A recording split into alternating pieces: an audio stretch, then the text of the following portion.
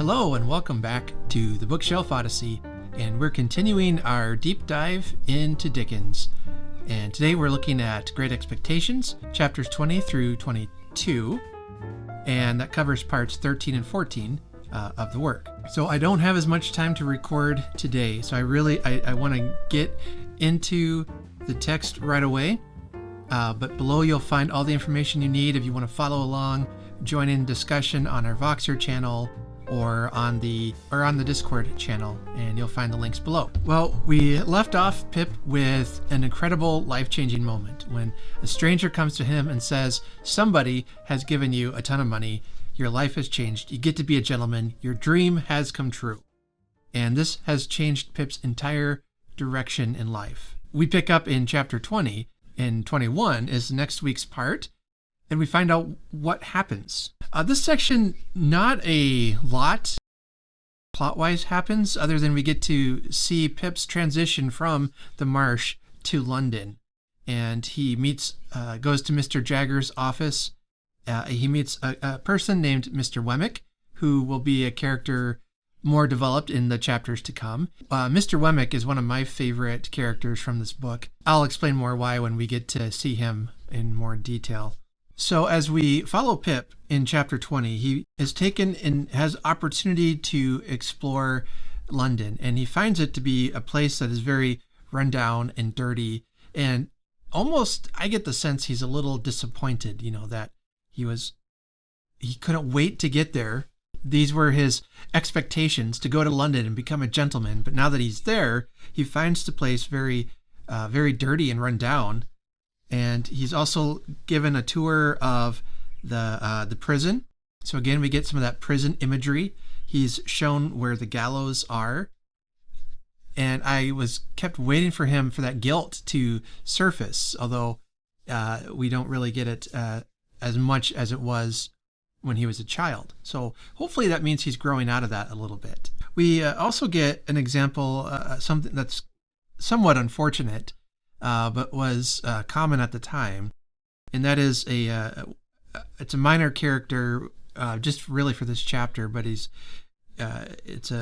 supposed to be a Jewish man, and he's caricaturized and not really portrayed in a good light. And unfortunately, that was very common during this time that Dickens was writing. And in fact, Dickens, in some of his earlier works, Oliver Twist, infamously, he really seems to be mocking the stereotype of a Jewish person. And I don't remember the name of the person who wrote, but somebody wrote to Dickens at one point in his life to object to the way that Jewish people were being portrayed in his work. And so that led him to actually make some changes to Oliver Twist in subsequent publishing. And then he also wrote a very honorable Jewish man character in Our Mutual Friend. So Dickens, throughout his time then, began to reevaluate some of those things, I think, and began to, if you compare his later works with his earlier works, you really see his opinion on things like women characters and even this Jewish character have changed. Still a lot of work to be done. Understanding it's the time that he was writing in, not that excuses it. It doesn't, but 100 years from now, people will look back at what we wrote and said, and many of us will probably not be aware of things that we could have said better and done better. But what encourages me about Dickens is that you see change in his points of view, and that's a good thing. So long story short there for chapter 20, Pip gets to London, he visits Mr. Jagger's office, and Jaggers has Wemmick will take him to what will be his new home. And then so chapter 21, we get this description of Wemmick, which I'll read here. It says, casting my eyes on Mr. Wemmick as we went along, to see what he was like in the light of day, I found him to be a dry man, rather short in stature, with a square wooden face, whose expression seemed to have been imperfectly chipped out with a dull-edged chisel. There were some marks in it that might have been dimples, if the material had been softer and the instrument finer, but which, as it was, were only dints. The chisel had made 3 or 4 of these attempts at embellishment over his nose, but had given them up without an effort to smooth them off. I judged him to be a bachelor from the frayed condition of his linen, and he appeared to have sustained a good many bereavements, for he wore at least 4 mourning rings, besides a brooch representing a lady in a weeping willow at a tomb with an urn on it. I noticed, too, that several rings and seals hung on his watch chain, as if he were quite laden with remembrances of departed friends. He had glittering eyes, small, keen, and black, and thin, wide, mottled lips. He had them, to the best of my belief, from 40 to 50 years. So just an example of some of Dickens's amazing character description. You get all these pictures of him that he's laden with remembrances of friends who have departed. This man might have seen a lot of grief in his lifetime and how that weighed him down. And so now Wemmick takes him to his apartment, his new home, that he'll be sharing, as we find out, with Mr. Pocket Jr., who is the son of Matthew Pocket, this man we've heard a lot of but haven't met yet. He says this when he sees his home, Bernard's Inn. He says, "My depression was not alleviated by the announcement, for I had supposed that establishment to be a hotel kept by Mr. Bernard, to which the Blue Boar in our town was a mere public house. Whereas I now found Bernard to be a disembodied spirit or a fiction, and his inn the dingiest collection of shabby buildings ever squeezed together in a rank corner as a club for tomcats." And he describes how everything is dirty and dusty and in decaying. It is filthy and run down and empty. It says as he's passing different rooms in the hallways, it says he sees signs that say, "To let, to let, to let," glared at me from empty rooms, as if no new wretches ever came there, and the vengeance of the soul of Bernard were being slowly appeased by the gradual suicide of the present occupants and their unholy interment under the gravel. Wow, he's got a gloomy outlook. So again, I get the sense that he's disappointed. Be careful about what you wish for, because it might not be what you get. It might not be what you expect. And so after Mr. Wemmick drops Pip off at his new apartment, he is left to ponder his life to this point. And he says, "I was content to take a foggy view of the inn through the windows encrusting dirt, and to stand dolefully looking out, saying to myself that London was decidedly overrated." And there I see that maybe he is just not content with what he's been given, that maybe he's exchanging one rundown home for another. So again, be careful what you wish for. The chapter ends with both of them realizing that they've met each other before. Surprise. Dickens loves to do this. He loves to throw in those coincidences that unveil plot details for you. And the young man who is Mr. Pocket Jr. is Herbert Pocket. Herbert Pocket is the pale young gentleman that Pip fought in the courtyard at Miss Havisham's house. And that's where the chapter or section 13 leaves us. And I'm left wondering, well, are they going to start fighting again? Are they going to be enemies? How, who, what, when, where, why? How did this all come together? But fortunately, we only have to wait a week to find out what happens next, right? And this part 13 was published on February 23rd, 1861. So chapter 22, we find that the pale young gentleman, Herbert Pocket, is in fact going to be friendly with Pip. Herbert reminds Pip about how they met, and his side of the story isn't quite aligned with what actually happened. Herbert is making it sound like he was the one who beat up Pip, when Pip and all of us know it was the other way around, but Pip decides to just let this slide. So they are kind of rehashing what happened since they last met. Herbert explains that he has not yet become rich. He had thought maybe Miss Havisham was going to bestow her wealth upon him, but he said he didn't make the cut. Herbert asks him, he says, "You hadn't come into your good fortune at that time," said Herbert Pocket. That's when they first met. "No," said I. "No," he acquiesced. "I heard it happened very lately. I was rather on the lookout for good fortune then." "Indeed?" "Yes, Miss Havisham had sent for me to see if she could take a fancy to me, but she couldn't. At all events, she didn't." I thought it polite to remark that I was surprised to hear that. "Bad taste," said Herbert, laughing, "but a fact. Yes, she had sent for me on a trial visit, and if I had come out of it successfully, I suppose I should have been provided for. Perhaps I should have been what you may called it to Estella. What's that? I asked with sudden gravity. So now, Pip's attention is brought, and Herbert goes on to explain that he would have likely been engaged to Estella if he had gotten the wealth from Mrs. Havisham. So now Pip is getting excited because he's thinking, well, Miss Havisham gave me her fortune. That means she is intending Estella for me. And I still can't understand why this guy wants Estella, who is mean and cruel to him. But we'll just follow this plot and see where Dickens takes us. Okay. Pip does ask, as he and Herbert get to know each other, he does ask Herbert to help him become a gentleman. That if he understands that my behavior and my mannerisms are not what gentlemen do, so help me, correct me if I'm wrong. And Herbert says that he will. Pip gets a nickname from Herbert. He calls him Handel because there was a classical composer Handel wrote that it was called the Harmonious Blacksmith.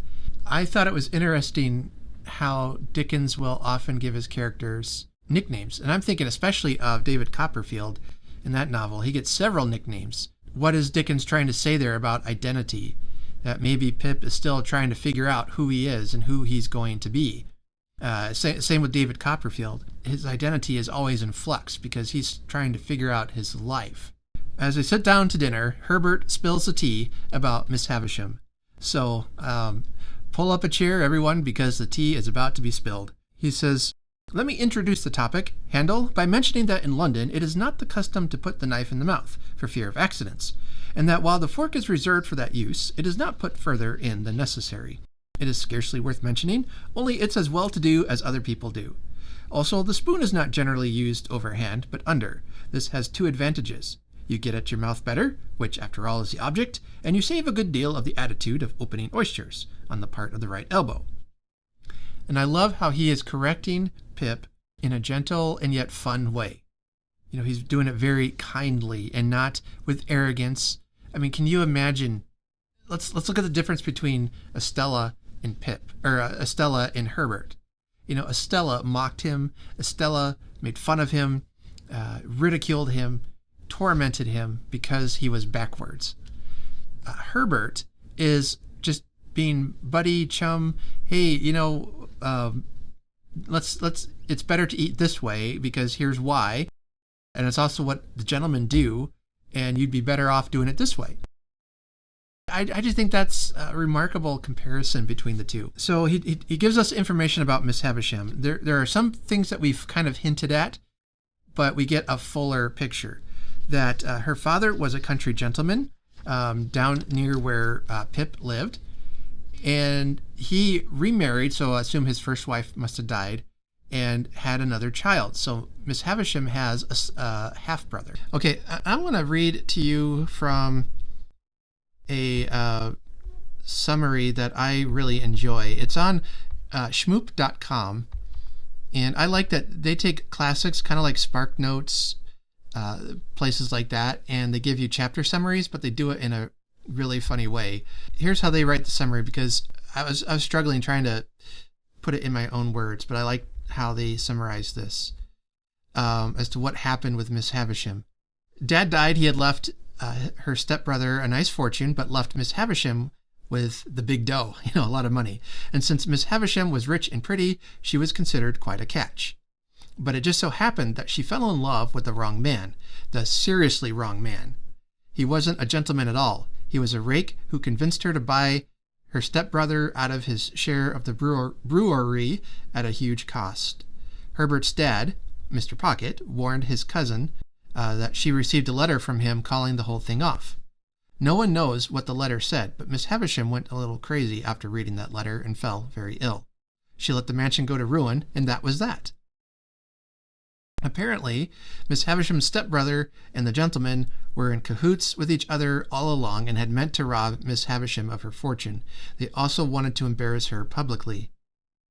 This ends Herbert's account of Miss Havisham's story, and yeah, we feel pretty sorry for her. And again, that's the summary from schmoop.com, and I'll have the link in the show notes for you if you want to check out that website. But I really enjoy the humorous take that they have on summarizing these chapters. So this explains why Miss Havisham froze in time. She is still in her wedding dress. She is still, everything stopped because this man she was going to marry turned out to be a scoundrel, and it just broke her. Pip asks, well, I wonder he didn't marry her and get all the property that way. And Herbert says he may have been married already, and her cruel mortification may have been a part of her half-brother's scheme, said Herbert.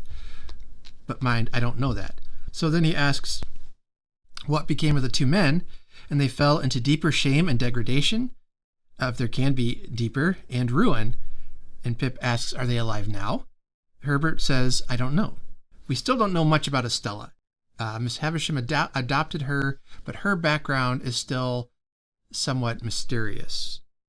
After dinner, Herbert and Pip, we find them kind of looking over the town, touring the town, getting to know it, getting to see it again. We experience the views through Pip's eyes, and this time it's not quite as glum, and he's being reminded of Joe. Even here it says that he saw the horses as they're walking along in the parks, and he wondered who shod all the horses there and wished it was Joe. But I'm encouraged by his friend Herbert, that Herbert seems to be a good man and will hopefully be a good influence on Pip. Eventually, they go and visit Herbert's family, and we meet Mr. Pocket, and we meet Mrs. Pocket, who is sitting around reading a book while her children play on the ground. And she has a couple of nursemaids to help her, so all she has to do is just sit and read, and somebody else takes care of their children. And yeah, where can I get one of those? Fortunately, my children are all old enough now to take care of themselves, but I would have enjoyed that back in the day. But I want to read this quote that Pip is observing all those little pockets running around and playing, and he says, unless I deceive myself on a point where my interests or prepossessions are certainly not concerned, I saw that Mr. and Mrs. Pocket's children were not growing up or being brought up, but were tumbling up. And, he's noticing how they're just tumbling around and playing and roughhousing and all the things that kids do, and they're having a grand time. And he says that they're not, not being raised so much as they're tumbling up. And I love that description. And I've been thinking about it compared to how Pip was brought up by hand, and how, his sister adopted him, took him in as her own.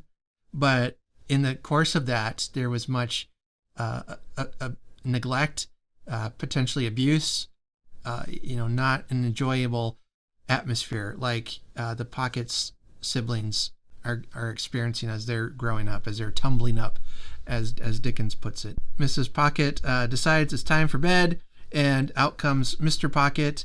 They get a chance to meet him. I'll go ahead and read this closing of this chapter. It says that under these circumstances, when Flopson and Millers, and that's the nursemaids, had got the children into the house like a little flock of sheep, and Mr. Pocket came out of it to make my acquaintance, I was not much surprised to find that Mr. Pocket was a gentleman with a rather perplexed expression of face, and with his very gray hair disordered on his head, as if he didn't quite see his way to putting anything straight. So not quite a cliffhanger where we leave off on part 14, first published on March 2nd, 1861. Mr. Pocket has pretty much been estranged from Miss Havisham, but yet she still expects him to come and stand at the head of her deathbed, of her table, as she's stretched out there dead. And that puts that whole thing into a new perspective, doesn't it? That you would think, oh, Mr. Pocket will be there to honor her, but maybe she's thinking he'll be there to spite her. There's just a lot of family drama there. So it's interesting to go back and read that in a new light. So that brings us to the end of our reading for today. I know I kind of flew through this a little bit. I've been trying to get these to be a little bit shorter. I also didn't feel like, I thought maybe chapter 22 had a little more meat to it than for what's to come than the first two chapters did that we read this week. So next week we will be covering chapters 23 through 27, I believe. I think there's 4 chapters. But you can read below to get the chapter schedule. And please note that I did change a little bit the schedule. I added in another off week that will come after we finish book 2. We'll take a break to just kind of recap and catch up, and I can take a breath. But I'm really loving this. Thank you. I had several people chat with me this week about what they're reading, their thoughts about what's coming. Dickens has so many more surprises in store for us, and I can't wait to read them with you. I can't wait to look more at the influence that Herbert will have on Pip, how that will differ and what will be similar with Joe and his influence, as well as people like Estella, Miss Havisham, and even how Mr. Pocket's influence will impact Pip. Those are some things to look forward to in the coming chapters, as well as more plot twists and a roller coaster journey till we get to the end. And so until next time, happy reading and take care.